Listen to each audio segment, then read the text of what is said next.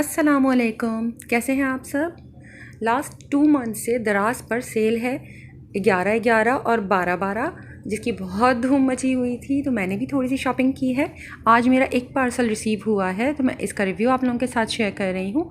मैंने और भी 2 प्रोडक्ट्स ऑनलाइन ऑर्डर की हैं, जैसे ही वो आएंगी इंशाल्लाह मैं वो भी आपके साथ ज़रूर शेयर करूँगी। अल्हम्दुलिल्लाह मेरा दराज का एक्सपीरियंस अब तक बहुत अच्छा रहा है, लेकिन जब भी मैं कोई ऐसी प्रोडक्ट जो मुझे आप लोगों के साथ शेयर करनी होती है तो मुझे बहुत डर लगता है, क्योंकि कमेंट में मुझे बहुत सारे बैड एक्सपीरियंस के बारे में पता चलता है। तो मैं आप लोगों से सिर्फ यही कहूँगी कि प्लीज़ पहले आप लोग सेलर का रिव्यू और उसकी स्टार रेटिंग ज़रूर चेक किया कीजिए और इसके बाद ही प्रोडक्ट को ऑनलाइन ऑर्डर किया करें, चाहे वो किसी भी वेबसाइट पर हो। मैंने दराज की सेल से मसाला ग्राइंडर ऑर्डर किया था और ये तकरीबन मुझे 4th डे रिसीव हो गया है।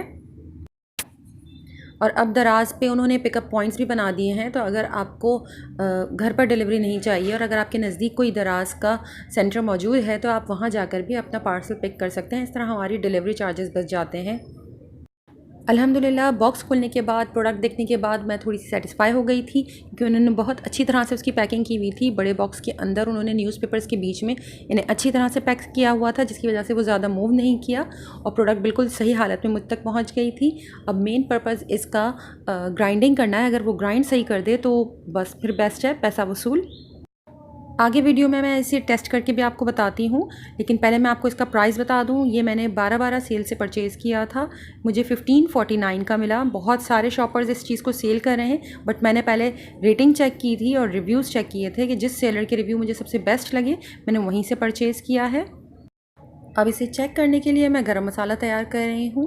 ये मेरी रेसिपी नहीं है, मैंने शेफ़ तायरा मतीन की ज़ाफ़रानी गरम मसाला की रेसिपी ली है और इसे मैं तैयार कर रही हूँ और आपके साथ ही रेसिपी भी शेयर कर देती हूँ। पहले पैन में मैंने 1 टेबल स्पून सौंफ और 6 टेबल स्पून साबुत ज़ीरा का डाल दिया है और इसे मैं हल्की आंच के ऊपर मुस्तकिल चम्मच चलाते हुए ड्राई रोस्ट कर रही हूँ, ताकि इसमें से बहुत अच्छी सी खुशबू आने लगे और ये जले भी ना। जब इसमें से अच्छी सी खुशबू आने लगी तब मैंने इसके अंदर शामिल किया है दालचीनी 2 खाने के चम्मच, छोटे टुकड़ों में तोड़ लिया था ताकि मुझे इसे नापने में आसानी हो जाए।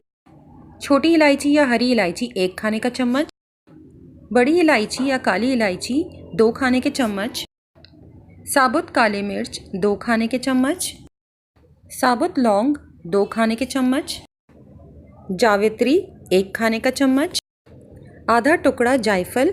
जायफल को आप तोड़कर इसके अंदर से इसका सीड निकाल लीजिए और इस सीड का हाफ पार्ट मैंने इसमें शामिल कर दिया है। तमाम मसालों को कुछ देर के लिए हल्की आंच के ऊपर ड्राई रोस्ट कर लीजिए ताकि खुशबू आने लगे। कोशिश कीजिएगा कि इनका कलर ज़्यादा चेंज ना हो, क्योंकि फिर गरम मसाला बहुत ज़्यादा डार्क हो जाएगा और फिर खाने का रंग वो ख़राब कर सकता है। तमाम मसालों को अच्छी तरह से ड्राई रोस्ट करने के बाद मैंने इन्हें कुछ देर के लिए छोड़ दिया था ताकि ये ठंडे हो जाएं। इसके बाद अब मैं इस मसाले को 2 बैचेस में ग्राइंड कर रही हूँ। ग्राइंड करने से पहले मुझे थोड़ा सा इसकी ब्लेड्स के ऊपर डाउट था कि आई डोंट नो ये सही वर्क करेगा या नहीं, लेकिन अल्हम्दुलिल्लाह मसाला बहुत अच्छी तरह से और बहुत क्विक पिस गया था।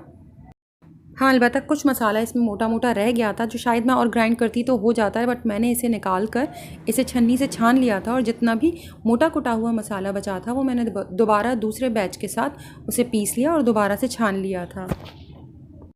अगर आपने भी ये मसाला ग्राइंडर इस्तेमाल किया है तो प्लीज़ अपने रिव्यूज़ नीचे कमेंट बॉक्स में ज़रूर दीजिए और आपने इसमें कौन कौन से इंग्रेडिएंट्स को ग्राइंड किया है वो भी शेयर कीजिएगा। इस तरह से दूसरों की हेल्प हो जाती है। अगर आपको मेरी वीडियो हेल्पफुल लगी तो प्लीज़ मेरे चैनल को सब्सक्राइब ज़रूर कीजिएगा। अपना और अपनों का बहुत ख्याल रखें। अल्लाह हाफिज़।